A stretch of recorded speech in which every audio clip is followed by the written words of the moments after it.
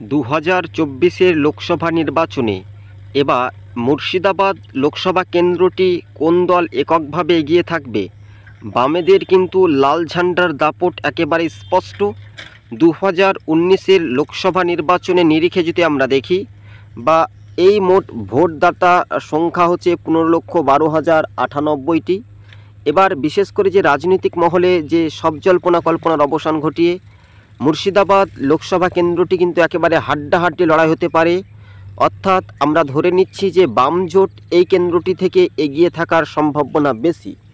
2019 লোকসভা নির্বাচনে নিরিখে 3,56,506টি ভোট পেয়ে সেকেন্ড হয়েছিলেন কংগ্রেস প্রার্থী আবু হিনা।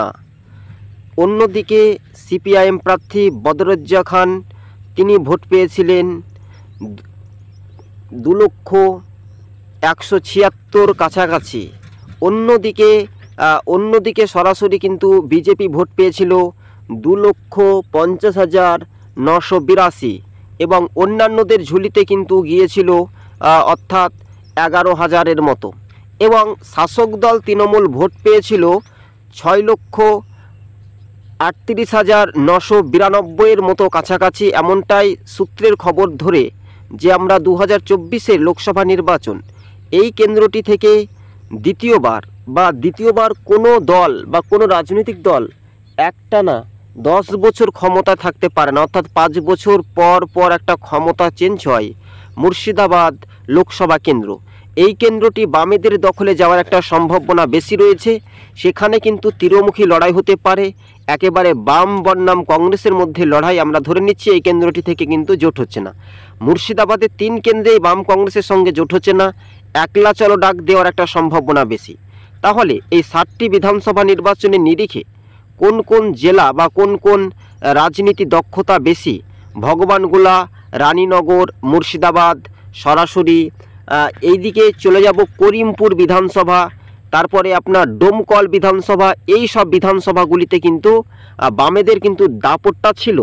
শেষ পর্যন্ত বাম জোটের দখলে যদি টিকে থাকে বা ভোটের শতাংশটা তৃণমূলের যদি কাছ থেকে কেড়ে বামেদের ঝুলিতে আনতে পারে, তাহলে কিন্তু একটা ব্যাপক অংশের রাজনৈতিক মহলে উত্তপ্ত পরিস্থিতি দেখা দেবে। এদিকে অধীর চৌধুরী তিনি বলেছেন তৃণমূলকে একেবারে 3টি লোকসভা কেন্দ্রে মুর্শিদাবাদে পরাজিত করার লক্ষ্য ডাক দিয়েছে। ইনসাফ যাত্রা বামেদের, অন্যদিকে কংগ্রেসের নবজোয়ার যদি আমরা বলা হয়, তাহলে তৃণমূলকে জোর ধাক্কা কিন্তু এবার আবু তাহের খান তিনি অনেকটাই পিছিয়ে থাকবেন। 2019 নিরিখে বিজেপির প্রার্থী হয়েছিলেন হুমায়ুন কবির, এখন তৃণমূল 8 বার দলবদলু নেতা। এবার বাম জোট এই কেন্দ্রটি থেকে একটা বাজিমাত করতে পারে লোকসভা নির্বাচনের নিরিখে। লোকসভা ভোটের দিনক্ষণ কিন্তু জাতীয় নির্বাচন কমিশন ঘোষণা করলেও শেষ পর্যন্ত লাল ঝান্ডার একটা দাপট স্পষ্ট দেখা যেতে পারে। হ্যাঁ, যেখানে সমবায় নির্বাচন হয়েছে সেখানে কিন্তু বাম জোট জয় হয়েছে। সাগরপাড়া নির্বাচনে অর্থাৎ মাদ্রাসার ভোটে কিন্তু বাম জোট এককভাবে তারা 6টি আসনে তারা দখল করেছে, সেখানে তৃণমূল বিজেপি কোনো আসনে খাতা খুলতে পারেনি।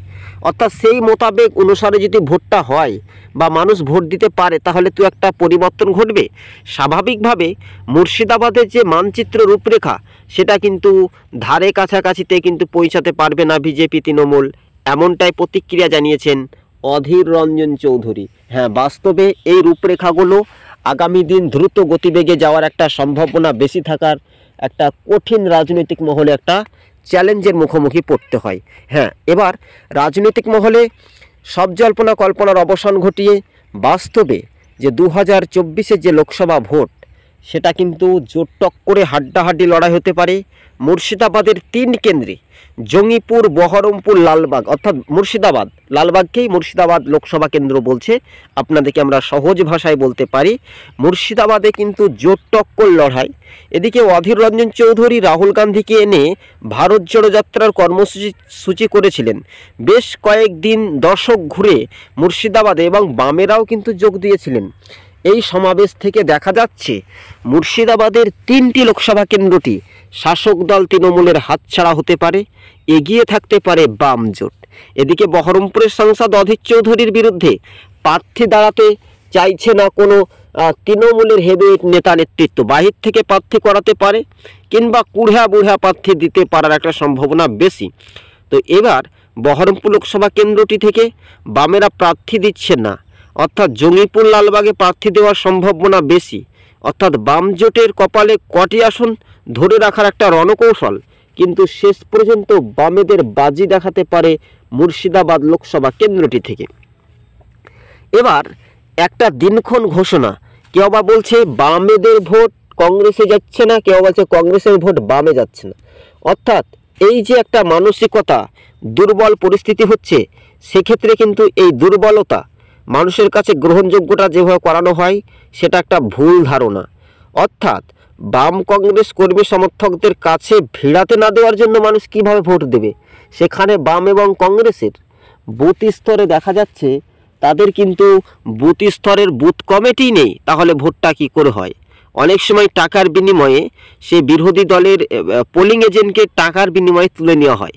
সেক্ষেত্রে একটি বিশেষ প্রতিবেদন, তাই আপনাদের সঙ্গে যে মুর্শিদাবাদে এবার কিন্তু বাম জোটের একটা বাজিমাত করতে পারে, সেক্ষেত্রে রাজনৈতিক সমীকরণের মানচিত্র রূপরেখা একটা বদলে যাওয়ার একটা সম্ভাবনা বেশি। হ্যাঁ, বাস্তবে যে রূপরেখা আগামী দিন কোন পথে এগিয়ে যাওয়ার একটা সম্ভাবনা বেশি, সেটা কিন্তু দ্রুত গতিবেগে যাওয়ার একটা প্রবেশ, এবং সেই মুর্শিদাবাদে শাসক দল তৃণমূল এবার খাতাই খুলতে পারবে না, এমনটাই খবরের ইঙ্গিত পাওয়া যাচ্ছে।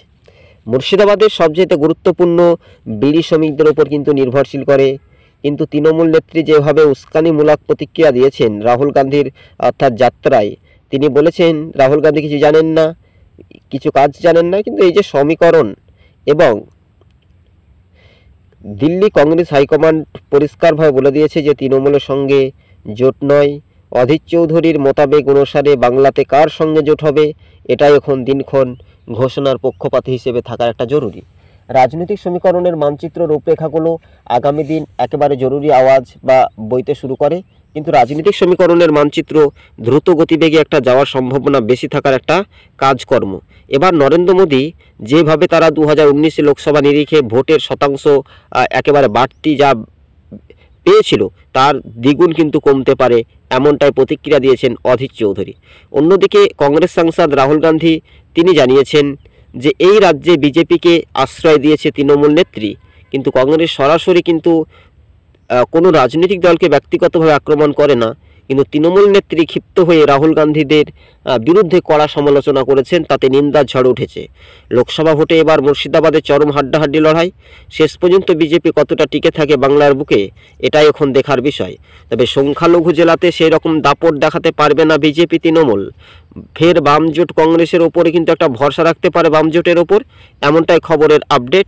আজকে ছিল আমাদের মুর্শিদাবাদের লালবাগ লোকসভা কেন্দ্রের একেবারে বাজিমাত এই মুহূর্তের বড়